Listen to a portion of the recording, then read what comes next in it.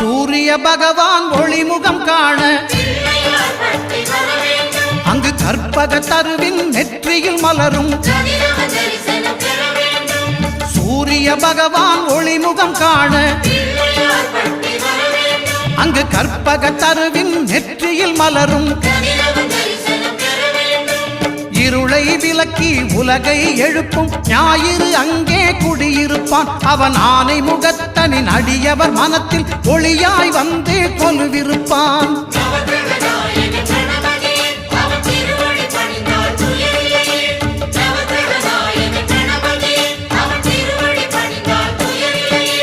ஒன்பது கோளும் ஒன்றாய் காண